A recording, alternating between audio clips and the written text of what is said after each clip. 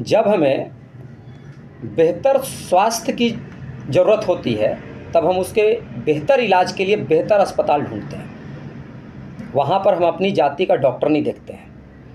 जब हमें बेहतर शिक्षा की ज़रूरत होती है तब भी हम बेहतर विद्यालय ढूंढते हैं।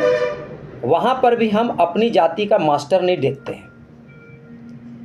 फिर इन सब चीज़ों से बड़ी जब राष्ट्र की बात आती है, राष्ट्र की सुरक्षा की बात आती है, राष्ट्र के लिए प्रतिनिधित्व करने वाले किसी नेता की बात आती है, वहाँ पर हम अपनी जाति का नेता क्यों ढूंढते हैं?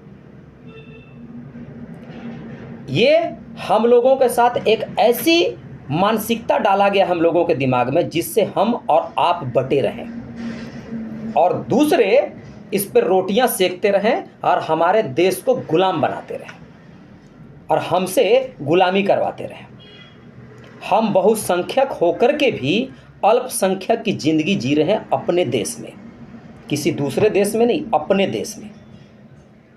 हम हिंदुओं के पूरे विश्व में 209 देशों में एकमात्र देश भारत ही है। इसके अलावा दूसरा कोई देश हिंदू का नहीं है। अगर हमें यहाँ से भगाया जाएगा तो दूसरा देश कहीं नहीं है जहाँ हम जाकर शरण ले सकें।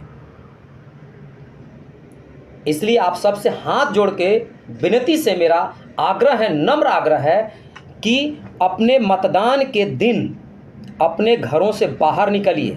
उस दिन धूप मत देखिए कि हमको धूप लग रहा है, उस दिन ये मत देखिए कि आज बारिश हो रहा है, उस दिन ये मत देखिए मेरा दुकान छूट रहा है, मेरी नौकरी छूट रही है। अगर छूट रहा है तो छूट जाने दीजिए।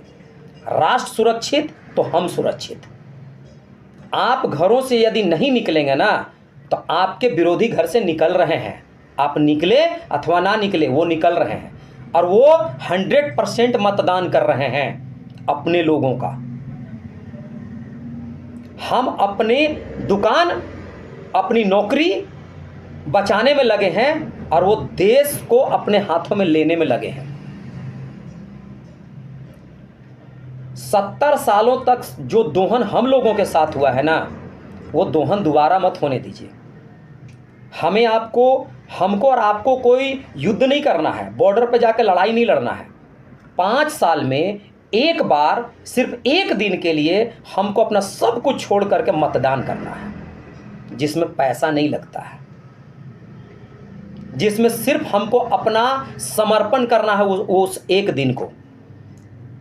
नाश्ता, खाना, लंच, डिनर सब छोड़िए, पहले मतदान। तबीयत खराब होता है, हो जाने दीजिए, ये ठीक हो जाएगा। लेकिन यदि उनके चुने हुए बैठ गए ना वहाँ, तो फिर आप समझिए हमारा आपका जीना मुश्किल हो जाएगा। इतना जो घर कमा के जो घर बना रहे हैं ना, सब छीन लिया जाएगा। ये हम नहीं कह रहे हैं और हमारा देश का रिपोर्ट भी नहीं कह रहा।